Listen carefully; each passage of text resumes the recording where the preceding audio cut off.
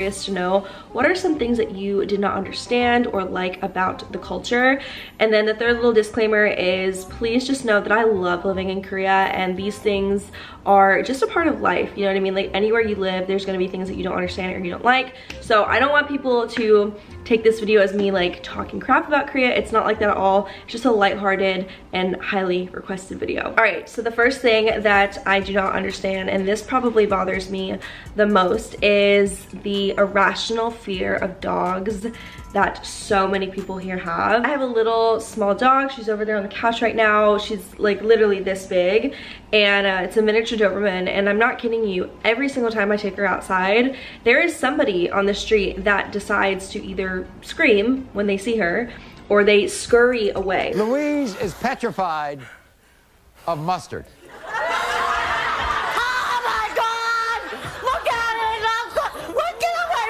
Like literally scurry to like the side of the sidewalk so that they are as far away from her as they can get, and they will stop and let us pass them and then continue to walk behind us. There have been so many times when this happens, you guys. Like, I'm not kidding. Every single day when I'm walking Cleo, somebody stops and like leans back in fear of my tiny dog who is on a leash just walking normally. There will be couples in front of me walking, and when the guy looks back and he sees that there is a dog behind them, he will grab his girlfriend and pull her to the side and let me pass them.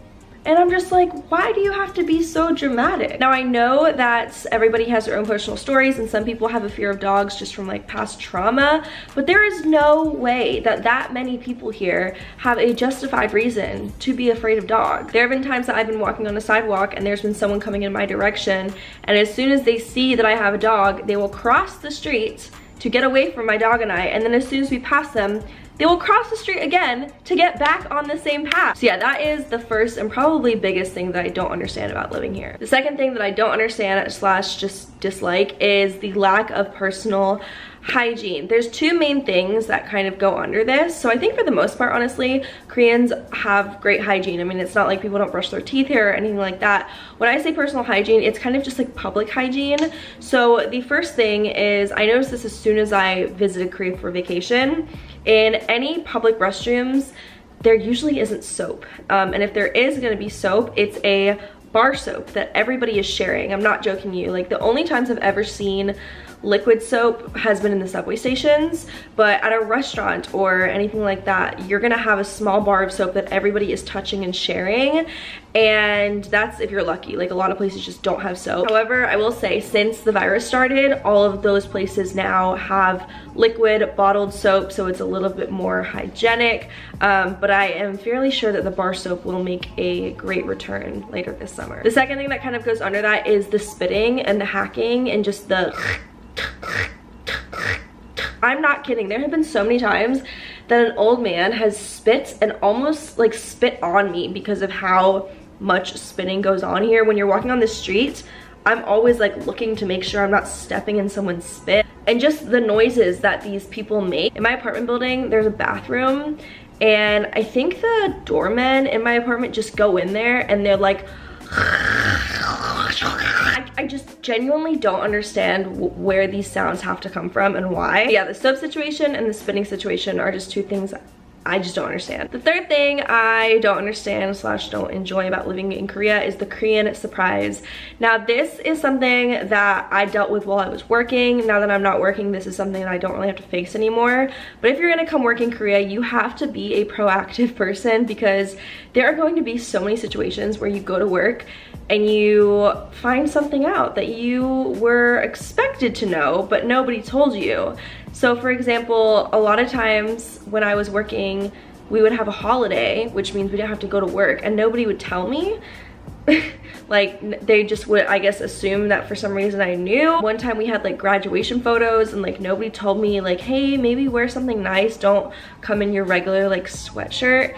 So yeah, this one's really short and sweet, but if you're gonna come work in Korea, just know that there's gonna be a lot of situations where you are unaware of something happening until 5 minutes before. The fourth thing that I don't understand about living in Korea is the lack of individuality. You probably heard a lot about this, so I'll keep this one short, but I feel like people here like to kind of blend in with each other. This is case by case. Like, there's some people that love to be unique and creative, but for the most part, I feel like so many people here just wear the same things and do the same style, have the same haircut. Really bad in the winter, honestly. Like, if you go outside in the winter, everybody is wearing this long black or white padding coat. If you look at the cars on the street, every car is like black or white. If you're in more of like a young hip area like Samyeon or Hongdae or Gangnam, like you're gonna see more colorful cars because it's younger people driving. But the monochromaticness here is really, really crazy. And like, even when I'm on the subway and I look around, like everyone is just wearing black, white, and gray. Like, not many people are wearing like fun pops of colors. So that is just something that I just don't like. The next thing that I don't understand about living in Korea is the bizarre couple culture. Now, I'm not gonna lie, this is something that, even though I don't understand it, I love it. I think it's really funny to observe and to look at. 비벼? 막 비벼. 존나 비벼. 존나 비벼. 이리로 갔다 저리로 갔다 앞으로 갔다 뒤로 갔다 존나 비벼. 막 비벼. 환상. So one of the first things I noticed when I came to Korea was that couples like to match each other, like from head to toe. So a lot of times, and I mean a lot of times, couples will be out wearing the same exact shoes, pants, blazer, t-shirt, hat, backpack. They have all of the same things on. There's also just like several other kind of cringe things that couples have to do here. Like, a lot of couples have an app that tracks how many days they've been together, and they celebrate their like 22-day anniversary, 100-day anniversary, 300-day anniversary. I think the most cringe thing that I find about the couples here is the holding of the women. If you live in Korea, you know exactly what I'm talking about, but Korean men will literally hold their women while they're walking. So the girl will be walking and they'll be standing next to them, holding each of their shoulder.